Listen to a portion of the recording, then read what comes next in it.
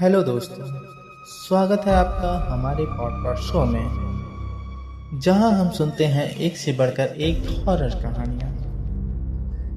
तो आज हम जिस हॉरर कहानी की शुरुआत करने जा रहे हैं वो है अमेरिका का एक शहर है ट्रांसिल्वेनिया।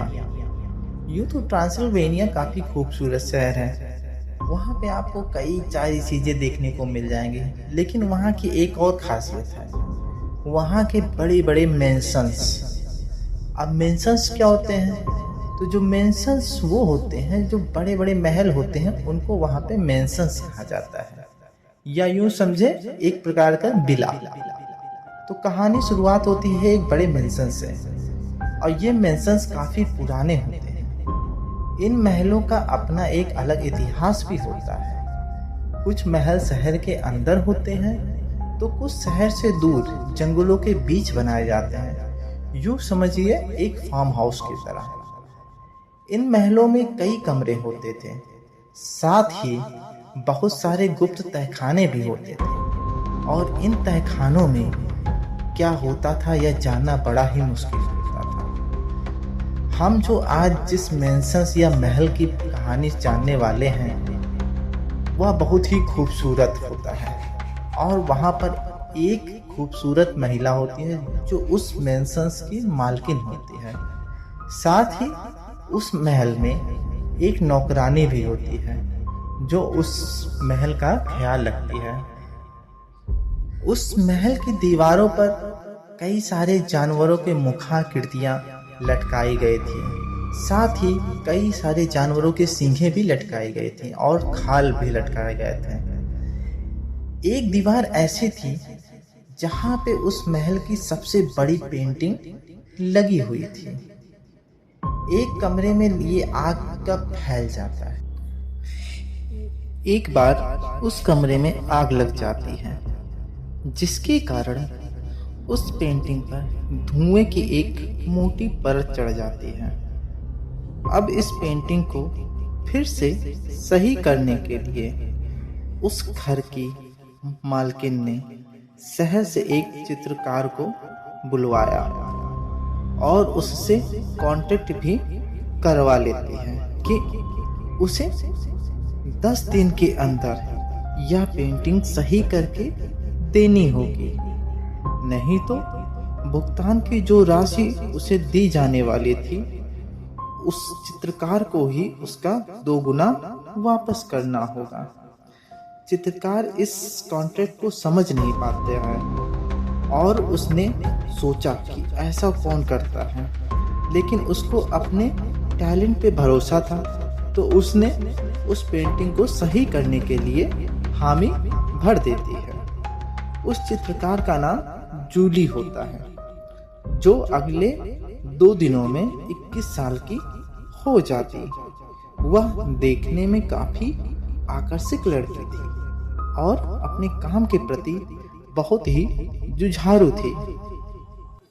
जूली अपना सामान लेकर उस महल में रहने के लिए आ जाती है और वह उसी कमरे को चुनती है जिस कमरे में वह पेंटिंग होती है, क्योंकि उसको लगता था कि अगर वह उस कमरे में रहेगी तो वह कभी भी उठकर उस पेंटिंग पर अपना काम कर सकती थी।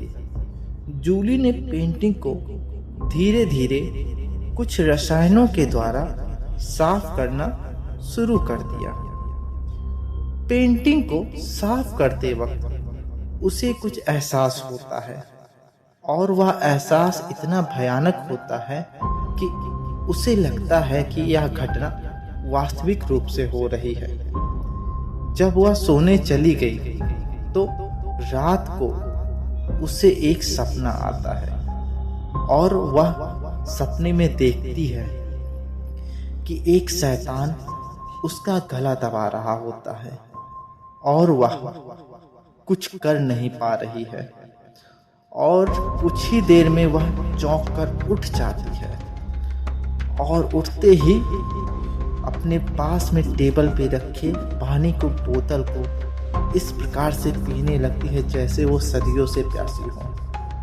और पानी पीकर अपने आप को शांत करती है।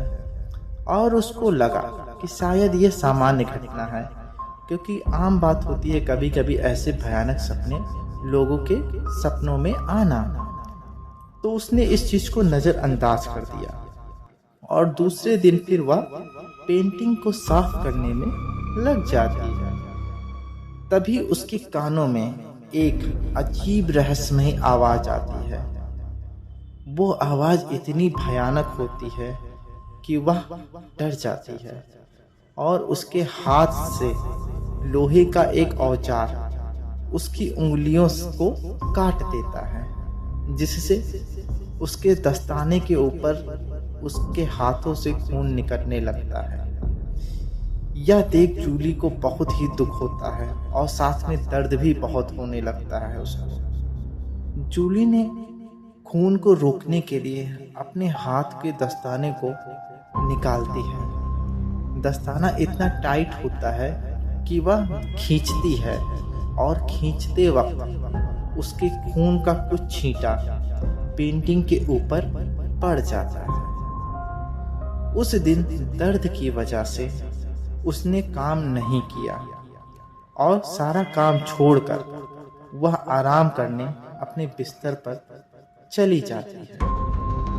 बिस्तर पर लेटते ही उसकी आंख लग जाती है और वह देखती है कि उसके सामने उसके पिता खड़े हैं और वह एक छोटी सी छुरी को अपने गर्दन पर रखकर अपने गर्दन को काट लेते हैं और उनकी गर्दन से बहुत तेजी से खून की बौछारें निकलने लगती है। जूली घबरा कर उठती है और कहती है, पिताजी रुक जाइए। तब वह देखती है कि उसे यह सपना था, लेकिन वह सपना इतना हकीकत लगता है कि वह समझ नहीं पाती है। लेकिन अब जूली को उस कमरे में डर लगने लगता है और वह कमरे से भाग जाती है और बाहर सोचती है कि उसे अभी ऐसे अजीबोगरीब सपने क्यों आ रहे हैं। आज तक तो उसके साथ ऐसा कोई घटना घटित नहीं हुआ था, अब ऐसा क्यों हो रहा है। जब वह बाहर थी, दिखती है उस महल की नौकरानी उसको अजीब तरीके से घूर रही होती है, लेकिन वह समझ नहीं पाती है और अपने कमरे में चली आती है। शाम को नौकरानी जूली के कमरे में आती है और उससे कहती है, आप इस पेंटिंग को सही ना करें, इसको ऐसे ही रहने दें, वरना यह किसी के लिए भी अच्छा नहीं होगा। इतना नौकरानी कह ही रही होती है, तभी उस महल की मालकिन आ जाती है और उसको डांट कर वहां से भगा देती है। तब जूली उस महल की मालकिन से पूछती है कि वह नौकरानी ऐसा क्यों कह रही थी। तब महल की मालकिन उससे कहती है, उस नौकरानी की मानसिक दशा कुछ ठीक नहीं रहती है, मैंने उसके ऊपर दया करके यहाँ नौकरी पर रखा हुआ है।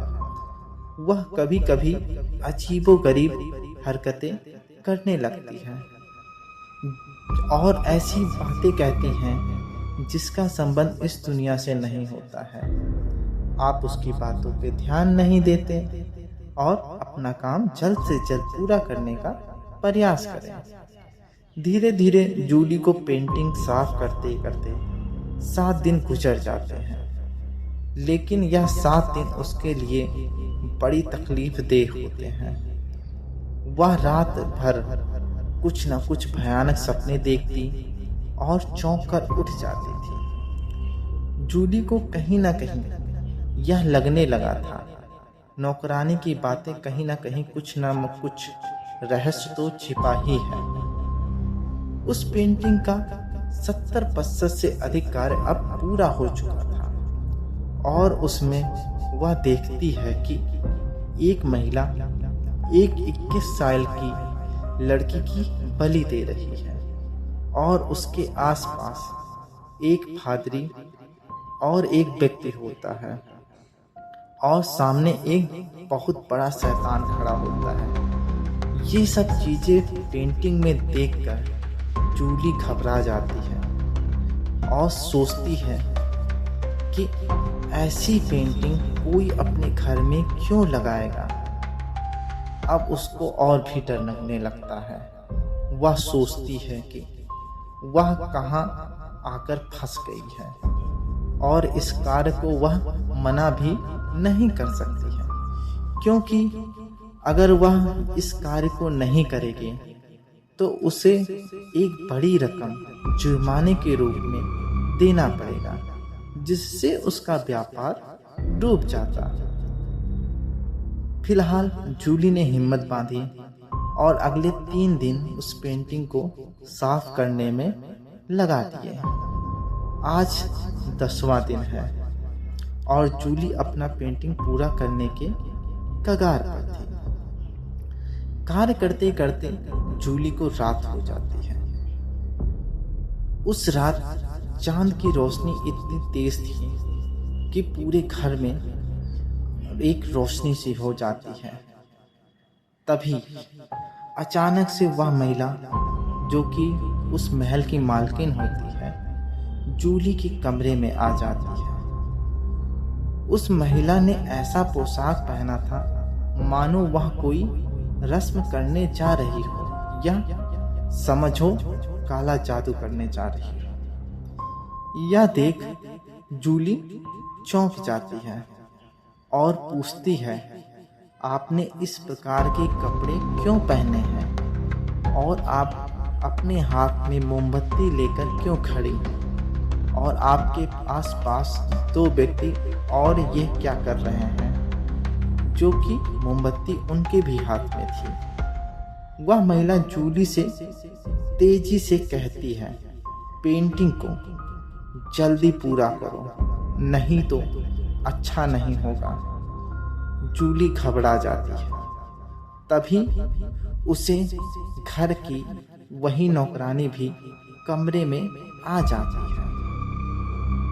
उसके हाथ में एक मसाल होती है और दूसरे हाथ में तेल का एक डिब्बा होता है।